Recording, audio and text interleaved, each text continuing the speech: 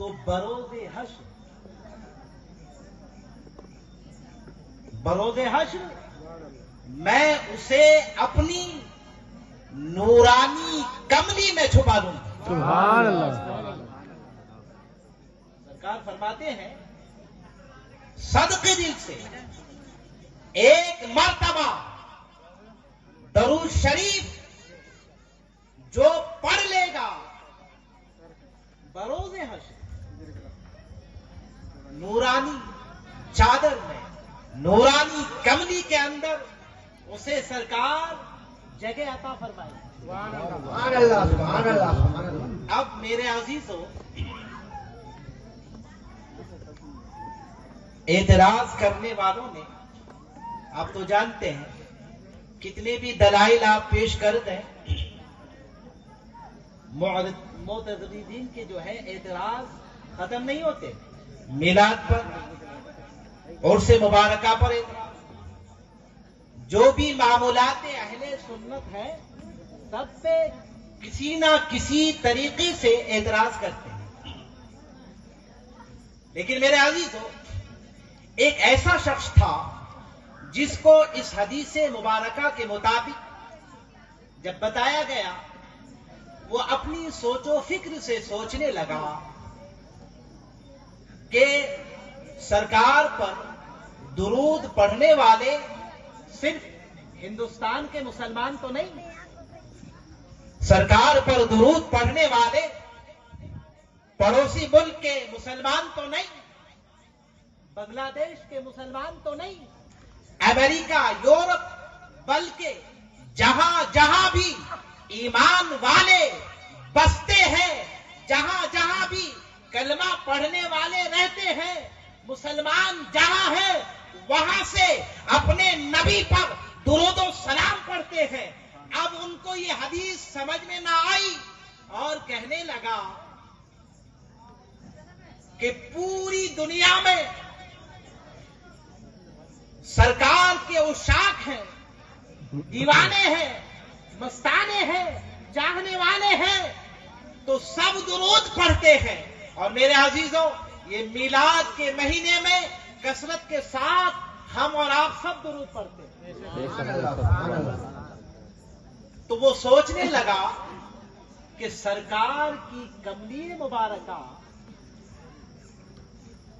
دیکھیے اپنی سوچ کے مطابق کیا اتنی وسیع ہے کہ ہر عاشق درود و سلام پڑھتے ہیں تو بروز حشر کیا سارے عاشق سرکار کے اس نورانی چادر کے اندر سما جائیں گے؟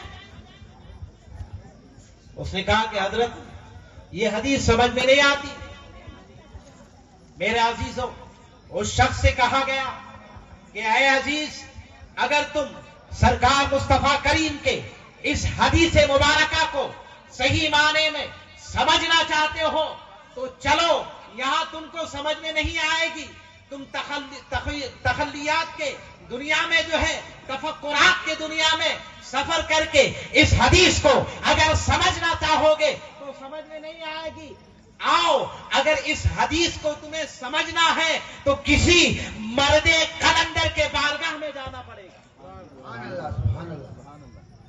کسی مرد قلندر کے بارگاہ میں جانا پڑے گا اور جب وہاں جاؤ گے تو حدیث سمجھ میں آ جائے گی. اور تاریخ گواہ ہے ان اولیاء کرام کی خیراتیں، ان اولیاء کرام کے صدقات، عرفان اور نور، الحمدللہ ایسی ایسی جو ہے چیزیں جو لوگوں کو سمجھ میں نہیں آتی ہیں جب بارگاہ اولیاء میں چوکھٹ پہ جو ہے وہ جو ہی جو ہے اپنے سر کو رکھتے ہیں جو بات سمجھ میں نہیں آتی وہ بھی سمجھ میں آ جاتی.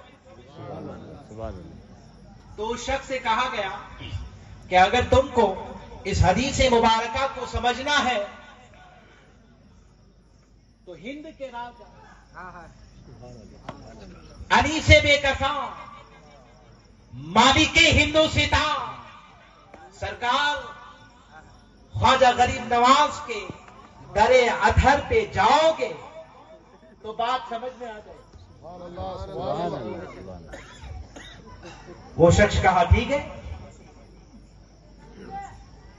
جاؤں گا، ضرور جاؤں گا۔ اجمیر شریف کے لیے ٹکٹ نکلوایا اور پھر یہاں سے سفر کرتے ہوئے اجمیر معلیٰ پہنچے۔ پہنچنے کے بعد در خواجہ پہ حاضری بھی دیا، انا ساگر وہاں جتنے بھی جو ہے اکابرین اولیاء کرام کے مزارات ہیں حاضری دیا، لیکن پھر بھی بات ان کو سمجھ میں نہیں آئی۔ کہا کہ حضرت نے کہا تھا کہ در خواجہ پہ جاؤ گے بات سمجھ میں آ جائے گی، لیکن بات تو سمجھ میں نہیں آئی۔ میرے عزیزوں، وہ سوچا کہ چلو بات تو سمجھ میں نہیں آئی، آخری بار سرکار خواجہ غریب نواز کے چوکھٹ پر حاضری دے کے پھر واپس چلا جاؤں گا، حضرت سے جا کے کہوں گا بات سمجھ میں نہیں آئی، حدیث سمجھ میں نہیں آئی۔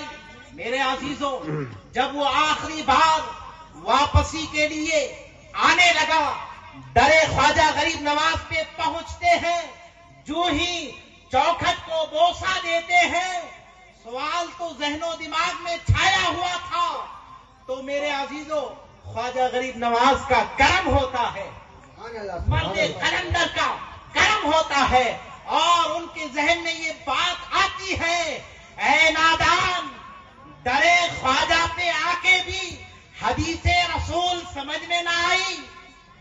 ارے یہ وہی خواجہ ہے جس نے اتنے بڑے انا ساگر کو ایک کٹورے میں سما دیا تھا۔ تو جب خواجہ غریب نواز سرکار کے اللہ اکبر غلاموں کے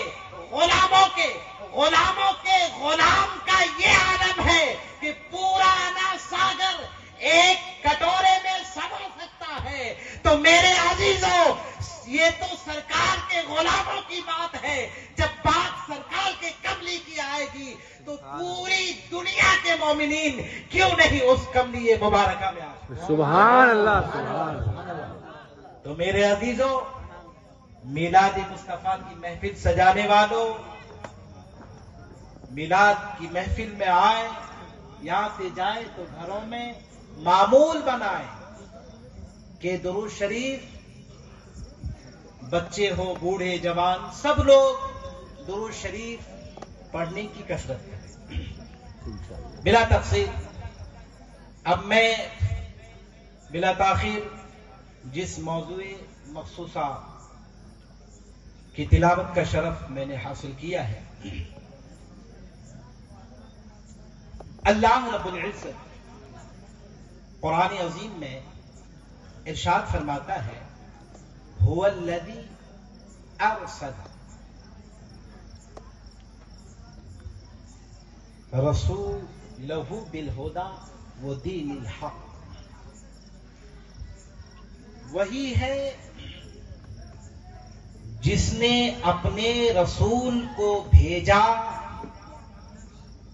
ہدایت اور دین حق کے ساتھ، ہدایت اور دین حق کے ساتھ، اور اسی رسول کے ذکر کی محفل میں ہم اور آپ بیٹھے ہیں۔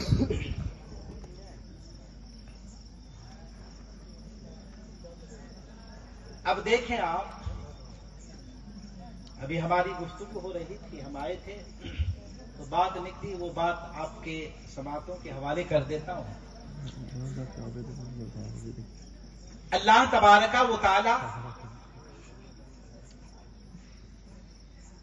کیا فرما رہا ہے کہ وہی ہے جس نے اپنے رسول کو بھیجا دین حق اور ہدایت کے ساتھ۔